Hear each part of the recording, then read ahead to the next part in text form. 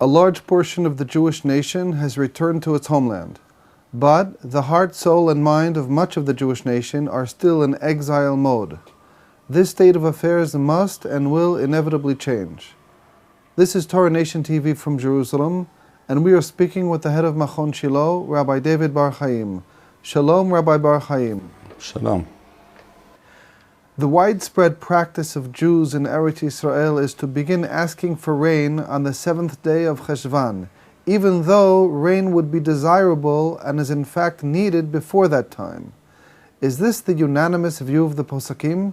The Mishnah in Masechet Ta'aniyot, first chapter, states, first of all, that we should begin asking for rain, what's called She'elat Geshamim, the explicit request that Hashem give us rain in Eretz Yisrael, that we should begin doing this on Gimel B'mar Heshvan, the third day of the month of Heshvan.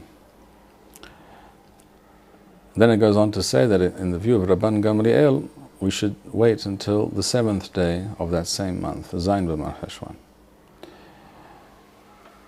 What has to be understood, first of all, is that both Talmudim, the Talmud Yerushalmi and the Talmud Bavli, make it very clear that both of these opinions, the first opinion, which is the third day of Mar Heshvan, which is, as we learn in the Talmud, the opinion of Rabbi Meir, and the other opinion that we begin on the 7th day of Mar Heshvan, the opinion of Rabban Gamliel, both these views are based on the consideration that when the Mikdash stands, and many Jews from outside Israel have come to Eretz Yisrael for Sukkot and are now on their way back to their homes. Usually we're referring to people returning to Bavel, where you had the largest concentration of Jews at that time, in the Bavel and the environs of Bavel, in Persia, etc. But particularly in the first instance, Bavel, many Jews are on the roads, traveling home, in carts, on foot, etc. If rain were to fall whilst they were traveling, the roads would become muddy and difficult, if not impossible, to travel on. And this would be a very, very difficult state of affairs, not to say even dangerous and life-threatening. People would get stuck on the roads, they would have no food, it would be cold and wet, etc. It's not difficult to understand why we would not want our Jewish brethren to be caught in that situation. And therefore, out of our concern for their welfare, we, the Jews of Eretz Yisrael, refrain from asking for rain immediately after Sukkot, because after all, on the last day of Sukkot, or the day that follows the 7 days of Sukkot, Shemini Aseret, which is a Yom Tov in and of itself, but it's a continuation of and the culmination of Sukkot. On that day, we begin to say, Mashiv Ruach Morit HaGeshem. We begin to mention the fact that Hashem blesses us with rain, and this is one of Hashem's great acts of creation and of Hesed in maintaining His world. And here in Eretz Yisrael, the rainfall is a very essential part of our existence, as we know, not in certain other countries where it rains all the time, whether you pray for it or not, and whether you deserve it or not. Here in Eretz Yisrael, that's not the case. And the fields are also sown at this time of year, in other words, either just before or just after Sukkot. So the fields which have now been sown with wheat, etc., need this rainfall very urgently. And yet, due to our concern for our Jewish brothers and sisters on the roads who are still getting home, we wait. We hold back from asking for rain explicitly until a majority of these people have returned home. In the view of Rabbi Meir, it's enough to wait till the 3rd of Mar Heshvan. In the view of Rabban Gamliel, it's necessary to wait another few days till Zayin B'mar Heshvan. However, if this were not the case, if this was not a consideration, both Talmudim are quite explicit.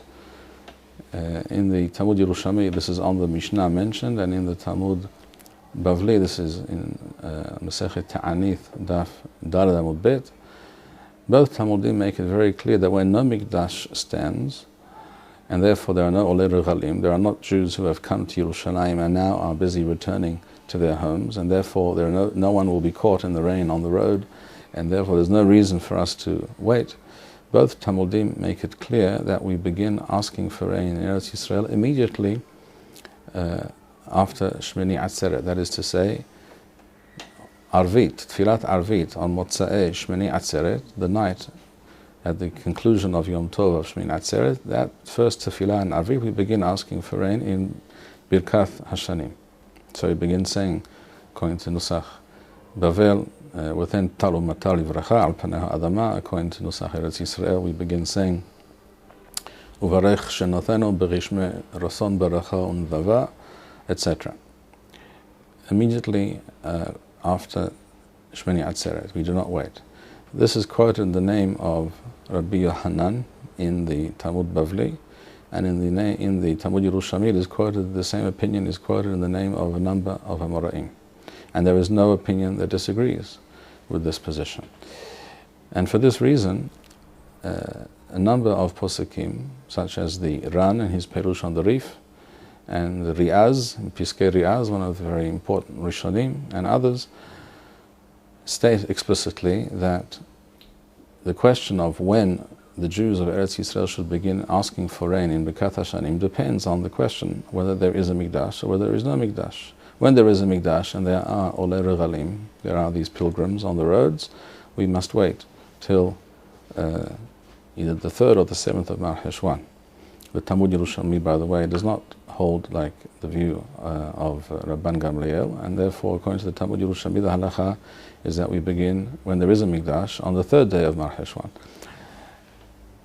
When there is no Mikdash and no Olei Regalim, it is clear, says the Ran, that we should be immediately asking for rain, immediately after Shmini Atzeret, starting immediately that night, Motzei Shmini Atzeret.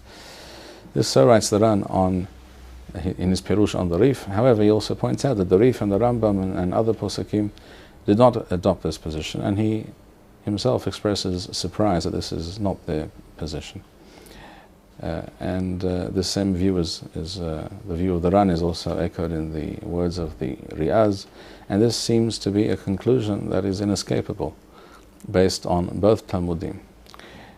It is true that in the Talmud Bavli later on Daf Yod, it states that Rabbi Elazar, the Amora, is posek halacha like Rabban Gamliel. He says that you begin asking for rain on the 7th day of Mar Heshwan and not immediately after the Hag.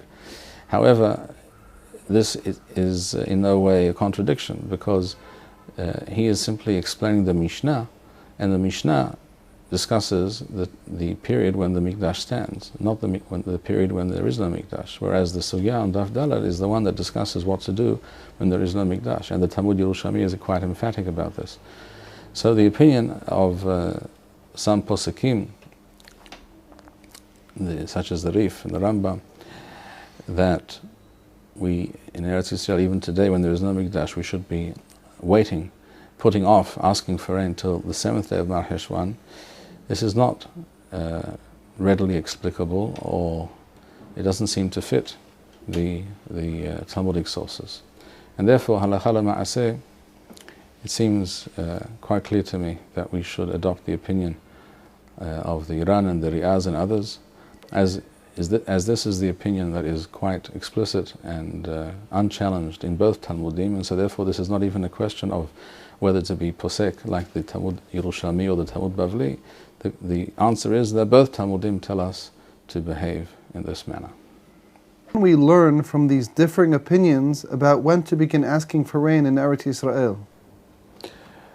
It seems to me that beyond the Talmudic discussion and understanding involved, as we described, there is another point at work here, and that is perhaps two different approaches, one which is more conservative and less prone to take into account current realities or changing realities. And that would be the position that holds that even though there is no Mikdash standing today, we should nevertheless continue to begin asking for rain only on Zayn B'Mar Heshwan, because that is what was done once upon a time. Even though, of course, there is an explicit Talmudic discussion, even in the Talmud Bavli, as we mentioned, that contradicts this position. But nevertheless, the fact is, this is the position that is common, that is the usual practice. And I think it is based on this position that we would rather not deal with changing realities and needs of the Jewish people. We will just stick to that which we know, or that which was done once upon a time. Whereas the other approach, which in many instances one can view and one can describe as being the attitude of the Talmud Yerushalmi and Torah Eretz Yisrael, is the opinion that holds that when the reality changes, where necessary and where it is justified, the halakha also has to change. And that's precisely what we see very explicitly in the Talmud Yerushalmi. In this particular case, we also see it in the Talmud Bavli, interestingly enough. But certainly we see it in the Talmud Yerushalmi, that when there is no Mikdash, the halakha should most certainly take this fact into account. And therefore, I think we see here two different hashkafot, two different worldviews, two different ways of looking at the Torah and practicing and living the Torah. Is the Torah something which is fixed? Is the halakha, one should say perhaps, fixed and immutable no matter what?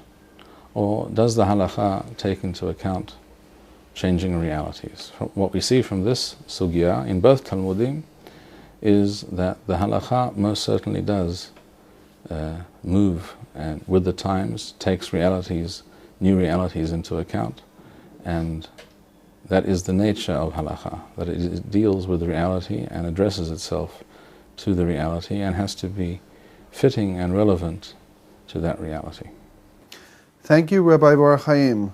We would like to suggest the following opportunity to our viewers.